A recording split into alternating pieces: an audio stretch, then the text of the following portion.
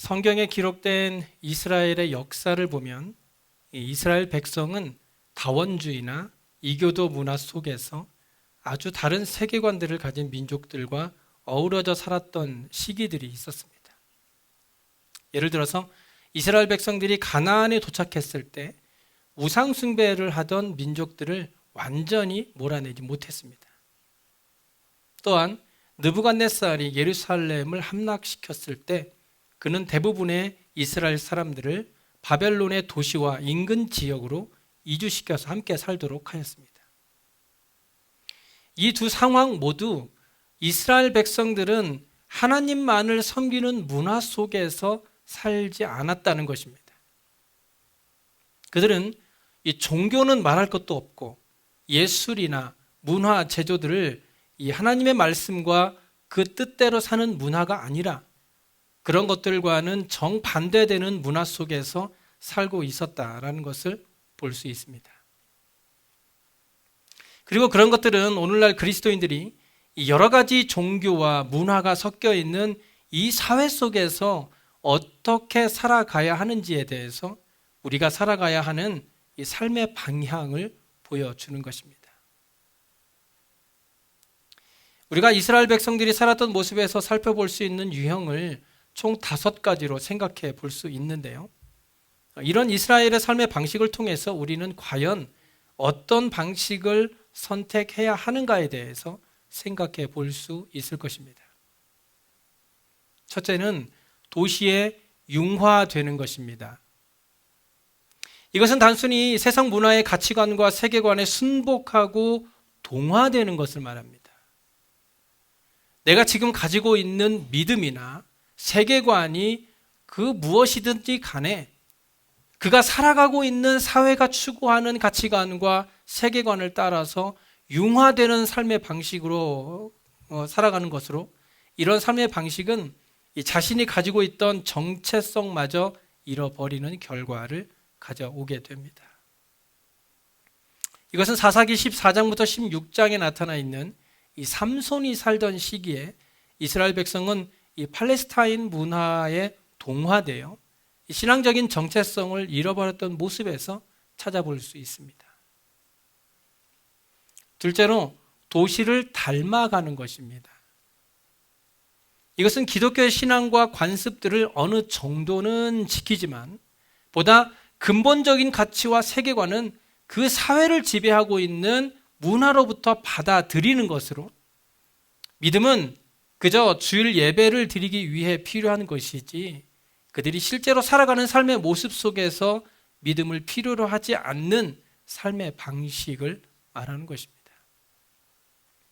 그래서 그들의 삶의 방식은 근본적으로 이 사회에서 일어나는 방식과 별로 다를 것이 없습니다. 사회나 교회나 비슷하다라는 것이죠. 이런 모습은 사사기 17장과 18장에 제사장 미가와 그의 어머니의 이야기에서 찾아볼 수 있습니다. 세 번째로 도시를 멸시하는 겁니다. 이것은 이 사회를 이루는 주류 문화에 대해서 우월감과 적대감을 가지고 대응하며 나아가는 겁니다. 그들은 이 비신앙적인 학교들과 연예계와 예술들로 말미암아 자신들이 오염되고 있다라고 느낍니다. 그래서 어떤 사람들은 그런 오염을 피하기 위해서 세상과의 모든 상호작용을 거부하면서 TV나 영화도 보지 않고 사회와 단절된 상태로 살아가기도 합니다. 그러면서도 이 사회의 도덕적인 부패를 맹렬히 비난하고 탄식하게 되는 것이죠. 이 시편 137편은 이런 상황에 대해서 회개하기보다는 분노하는 사람들의 모습을 보여주고 있습니다. 네 번째로 도시를 무시하는 겁니다. 이것은 비관주의라기보다는 낙관주의에 가깝습니다. 그리스도인들은 어떤 사회를 변화시킬 하나님의 어떤 큰 기적을 기대합니다. 초대교회와 같은 성령의 강한 역사를 통해서 많은 사람들이 회심을 하고 사회가 하나님의 기적으로 변화되기를 기대하는 것이죠. 그래서 이들은 이 사회에 적극적으로 참여하려고는 하지 않습니다. 대신에 이 교회를 더 커지게 하고 교인의 숫자를 많이 늘려나가는 것이 최선의 방법이다라고 생각합니다. 그래서 목회자나 선교사 같은 이 사역자가 되라라고 말은 하지만 이 사회 안에서 어떤 중요한 역할을 하는 직업을 가지라고는 말하지 않습니다. 이들은 세상 속에 들어가서 참여하지 않고 단지 세상을 스쳐 지나가는 것으로만 생각하는 것입니다. 이것은 예레미야 28장의 선지자 하나냐의 모습에서 찾아볼 수 있습니다. 그리고 마지막 다섯 번째로 도시를 사랑하는 것입니다. 이것은 사회와 맞물리는 것을 말합니다. 그리고 하나님 나라의 가치들의 탁월성을 나타내는 방식으로 세상 문화와 관계를 맺는 것입니다. 그리스도인들은 사회를 살아가는 구성원이지만 문화 위에 군림하려고 하지 않고 인정받으려고도 하지 않습니다. 오히려 그들은 세상에 대하여 이 성경적인 삶의 방식과 바른 삶의 모습을 보여주는 것입니다. 이것은 오늘 본문의 말씀이 잘 설명해 주고 있습니다. 요즘 콜로라도에 집값이 어마무시하게 올랐죠. 최근에 여러 가지 요인들로 인해서 주택이 부족해서 일어나는 현상이라고 하는데요. 그래서 요즘에는 집을 사려면 이 원래 값보다 막 더 얹어줘야 집을 살 수가 있다고 합니다. 우리가 집을 사려고 할 때 먼저 약속 시간을 정해서 그 집으로 직접 가서 여기저기를 살펴보아야 하죠. 이것을 오픈하우스라고 하는데요. 오픈하우스를 하게 되면 약속을 잡은 사람들끼리 함께 모여서 그 집을 구석구석 둘러보게 됩니다. 그런데 새 집을 사야 하는 경우, 아직 집을 짓지 않은 새 집을 사야 하는 경우는 둘러볼 집이 아직 없기 때문에 그 집을 지을 빌더가 모델 하우스를 먼저 지어서 보여주게 됩니다. 앞으로 집은 이렇게 지을 것입니다 라고 모델 하우스를 먼저 짓게 되죠. 그러면 집을 사고자 하는 사람들은 그 모델 하우스를 가서 보고 아직 지어지지 않은 집을 미리 보면서 아, 이쯤이면 내가 살 수 있겠구나 라고 해서 결정을 하게 되는 것이죠. 그래서 그 모델 하우스는 이 앞으로의 집을 미리 보여주는 것이기 때문에 아주 중요한 집이라고 할 수 있습니다. 하비콘이라는 분은 이 모델 하우스를 통해서 오늘 본문을 잘 설명해 주었습니다. 그리스도의 보혈로 값을 주고 산 이 지상의 어느 지역에 예수님은 하늘나라의 빌더로서 새로운 집을 짓기 시작하셨습니다. 그리고 앞으로 어떤 집들이 지어지게 될지를 보여주는 예시로서 모델 하우스를 세우셔서 앞으로 새로운 나라의 이 백성들을 가득 채울 집들을 보여주셨어요. 그리고 이제 세상에 많은 사람들이 그 모델 하우스에 초대되어 그 집을 이곳저곳 살펴보게 될 것입니다. 교회는 모델 하우스의 입주자이고 이웃들을 초청하여 그리스도에게 가도록 문을 열어줍니다. 모델 하우스의 입구에는 이렇게 쓰여 있습니다. 와서 둘러보세요. 이 모델 하우스에서 우리는 천국의 시민으로서 이 새로운 삶의 방식으로 살아가게 될 것입니다. 그리고 이 모델 하우스는 지금 이 땅에 세워졌습니다. 그 모델 하우스가 바로 우리 베델교회입니다. 우리 교회는 하늘나라의 모델 하우스입니다. 그렇기 때문에 우리는 하늘나라의 모습을 세상 사람들에게 보여주어야 하는 의무가 있는 것입니다. 왜냐하면 아직 성경을 모르는 사람들은 하늘나라의 모습을 모르고 있기 때문에 하늘나라의 모델 하우스로서 완벽한 천국의 모습을 그들에게 보여주어야 하는 것입니다. 오늘 본문은 예루살렘에서 바벨론으로 포로로 잡혀간 이스라엘 백성들에게 보낸 예레미야의 첫 번째 편지인데요. 4절 이하에 보면 바벨론으로 포로로 잡혀간 사람들에게 예레미야는 바벨론에서 오래 머물게 될 것이므로 너희는 집을 짓고 거기에 텃밭을 만들고 정착하여 살라고 말씀합니다. 하나님의 백성을 포로로 끌고 간 바벨론을 하루라도 빨리 멸망시켜서 다시 고국으로 오겠다라고 말씀하는 것이 아니라 오히려 그곳에서 오래 살 것이니까 그곳에 정착할 준비를 하라는 것이죠. 왜냐하면 하나님께서 예레미야 25장 11절 이하에 이렇게 말씀하셨기 때문입니다. 이 민족들은 70년 동안 바벨론 왕을 섬기리라. 70년이 끝나면 내가 바벨론의 왕과 그의 나라와 갈대아인의 땅을 그 죄악으로 말미암아 벌하여 영원히 폐허가 되게 하리라. 하나님께서는 이미 그들을 그곳에 70년간 머물게 하실 것을 계획하신 것입니다. 그렇기 때문에 그들이 더 이상 거짓 선지자들의 말을 듣고 요동하지 않도록 예레미야를 통해서 하나님의 바른 뜻을 전달하게 된 것입니다. 바벨론은 이스라엘을 침략했고 그들을 포로로 잡아갔습니다. 이스라엘 입장에서 본다면 바벨론은 원수 같은 나라였고 망하기만을 기다리는 마음이었을 것입니다. 하지만 성경은 어느 나라든지 나쁜 나라라고 말씀하고 있지 않습니다. 왜냐하면 그 나라도 하나님이 만드신 것으로 보기 때문이죠. 하나님께서는 우리가 악한 나라라고 생각하는 나라도 사용하셔서 하나님의 뜻을 이루시는 것입니다. 그래서 성경이 말하고 있는 것은 그런 나라에서 우리가 무엇을 기대하겠습니까? 라고 말하지 않고 오히려 하나님의 나라는 그런 모습이 되어서는 안 된다라고 말하고 있는 것입니다. 즉 성경이나 다른 악한 나라들을 바라보면서 타산지석을 삼듯이 자신을 돌아보아야 한다고 가르치고 있는 것입니다. 존 칼빈은 그의 기독교 강요에서 이렇게 썼습니다. 그리스도는 의의 태양이며 복음을 통해 빛나신다. 바울이 증언하듯 죽음을 이기시고 생명의 빛으로 너희를 인도하신다. 그러므로 우리는 사망에서 생명으로 옮긴 것을 믿는다. 지난주일은 부활주일이었죠. 우리는 모두가 예수 그리스도의 부활을 믿는 그리스도인들입니다.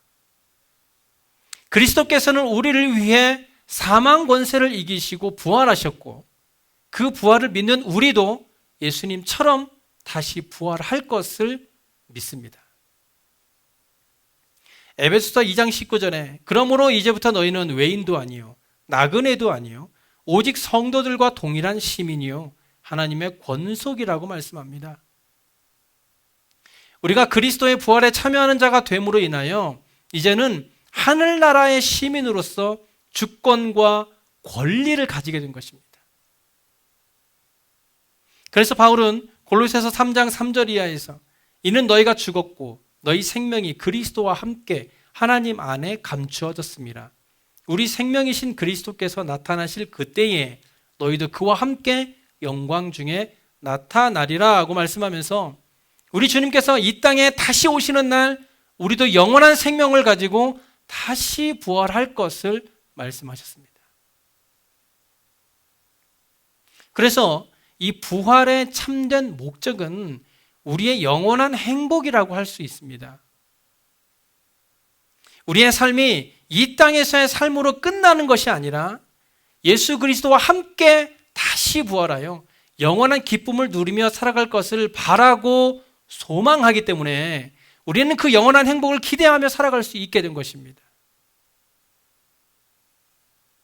하지만 아무리 하나님의 나라가 기쁨과 행복 그리고 영광으로 가득 차 있다 하더라도 이런 것들이 우리의 실제적인 삶과 너무나도 동떨어져 있기 때문에 우리가 그런 영원한 기쁨을 누리지 못하고 있는 것입니다.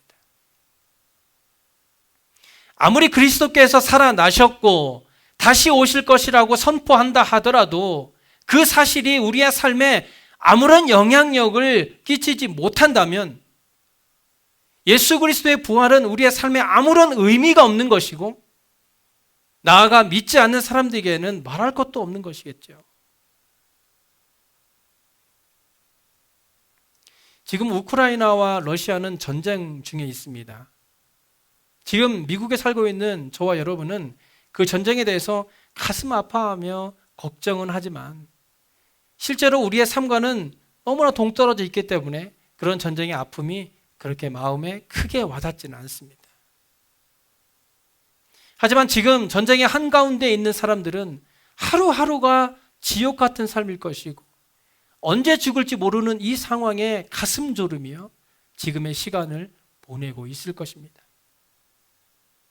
이처럼 그리스도께서 이 땅에 오셔서 십자가에서 죽으시고 부활하신 그 놀라운 사건이 지금의 우리의 삶과 너무나도 동떨어져 있기 때문에 우리의 삶에 직접적으로 와닿지 않는 것이고 그 사실이 믿어지기는 하지만 우리의 삶 속에서는 아무런 영향력도 끼치지 못하는 것이 바로 우리의 현실이라는 것입니다.